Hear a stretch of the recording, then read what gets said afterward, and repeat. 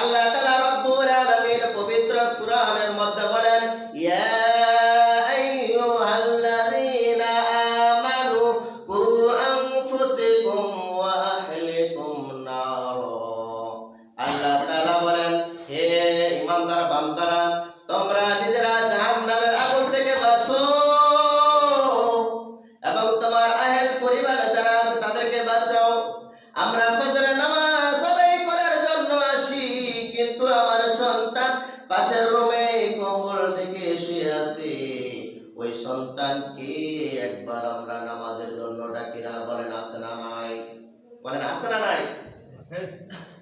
ও মতো অবস্থায় শেষ রাত্রে রাত 3টা 4টার সময় যদি আপনার বাড়িতে আগুন ধরে, আপনার আদরের সন্তানকে কি কম্বলের নিচে আপনি রাখতে পারবেন? রাখতে পারবেন? ফজরের সময় আমরা নামাজে আসি, পাশের রুমে সন্তান, যুবক, প্রাপ্ত বয়স্ক সন্তান শুয়ে থাকে, আমরা ডাকি না। কেন ডাকি না? সারা রাত লেখাপড়া করেছে, প্রাইভেটের পড়া পড়েছে, কোচিং এর পড়া পড়েছে, শেষ সময় একটু ঘুমাও, আরাম করো। এই মহব্বত করে, এই আদর করে, এই ভালোবেসে, এই মমতা দেখিয়ে আমরা ডাকি না। কিন্তু ওই মুহূর্তে যদি আপনার ঘরে আগুন লেগে যায়, আপনি কি আপনার ওই সন্তানকে কম্বলের নিচে রাখতে পারবেন? কথা বলে রাখতে পারবেন?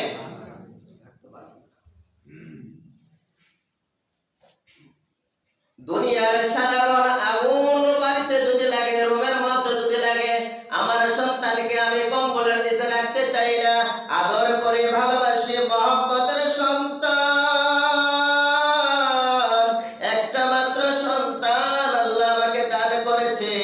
কত আল্লাহ তাআলার কাছে কাকুতি মিনতি করে প্রার্থনা করে, কত আল্লাহ তাআলা একটা সন্তান আমাকে দান করেছে। ওই সন্তানকে আমরা রুমে যখন আগুন লাগে কম্বলের নিচে রাখতে চাই না। ও আমার কলিজার ভাই, ও আমার মুসলমান ভাইয়ারা আমার, দুনিয়ার আগুন সাধারণ আগুন, দুনিয়ার আগুনে হাত পড়লে হাতটা ঝলসে যায়, কিন্তু আল্লাহ তাআলার জাহান্নামের আগুন যখন শরীরে লাগবে, লাগার সঙ্গে সঙ্গে শরীরটা আংরা হয়ে যাবে। কি হয়ে যাবে? শরীরটা আংরা হয়ে যাবে।